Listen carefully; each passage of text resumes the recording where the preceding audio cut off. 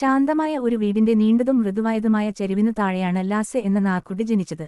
ചൂടുള്ള നിഴലുകളുടെയും മൃദുവായ മണ്ണിന്റെയും അമ്മ മടിയിലെ ജീവിതത്തിന്റെ മനോഹാരിതയുടെയും ഒരു തികഞ്ഞ ലോകമായിരുന്നു അത്. ആ ചരിവിനു പുറത്തുള്ള ലോകത്തെക്കുറിച്ച് അവന് ഒന്നും അറിയില്ലായിരുന്നു.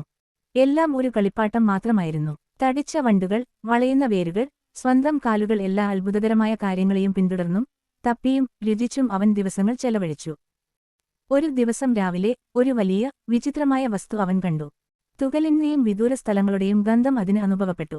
ലാസെ തന്റെ മൂർച്ചയുള്ള പുതിയ പല്ലുകൾ ഉപയോഗിച്ച് അതിനെ കടിച്ചു വലിച്ചു. ഇതുവരെയുള്ളതിൽ വച്ച് ഏറ്റവും മികച്ചതും മൃദുവായതുമായ കളിപ്പാട്ടമായിരുന്നു അത്. പക്ഷേ വളരെ പെട്ടെന്ന് ആയിരുന്നു അത് സംഭവിച്ചത്. ഒരു വലിയ നിഴൽ ചൂടുള്ള വെളിച്ചത്തെ തടഞ്ഞു. ഒരു ഗംഭീരമായ ശബ്ദം ഗുഹയിൽ നിറഞ്ഞു. പെട്ടെന്ന് ആ പൂർണ്ണ ലോകം അപ്രത്യക്ഷമായി. ലാസയെ ചരിവിനടിയിൽ നിന്ന് ബലിഷ്ഠമായ ആ കൈകളെടുത്തെറിഞ്ഞു. അവന് എന്നേക്കുമായി അവന്റെ കിടപ്പാടം നഷ്ടമായി. ഒപ്പം അമ്മയെയും.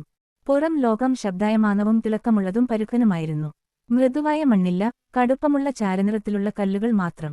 ലാസെ അവിടെയും ഇവിടെയും അലഞ്ഞു. അവന്റെ കാലുകൾ ബലപ്പെട്ടു, കാലുകൾ നീണ്ടു മെലിഞ്ഞു. കുറ്റിക്കാട്ടിൽ ഉറങ്ങാനും കുളങ്ങളിൽ നിന്ന് കുടിക്കാനും അവൻ പഠിച്ചു.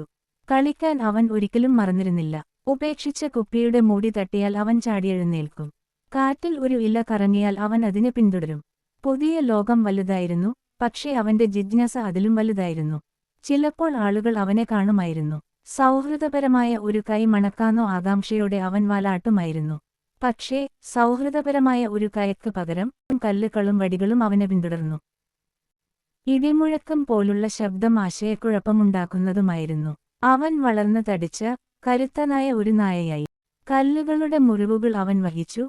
പക്ഷേ വീടിന്റെ ചെരുവിനടിയിൽ വളർത്തിയ മൃദുവായ നായക്കുട്ടിയുടെ ഹൃദയത്തെ കീറിമുറിക്കാൻ അവൻ ഒരിക്കലും അനുവദിച്ചില്ല.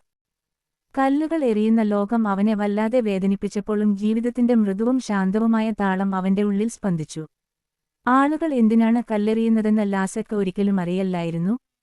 പക്ഷേ ആദ്യ ദിവസം പോലെ സന്തോഷം എങ്ങനെ കണ്ടെത്താമെന്ന് അവനറിയാമായിരുന്നു. അവൻ അത് തുടർന്നു.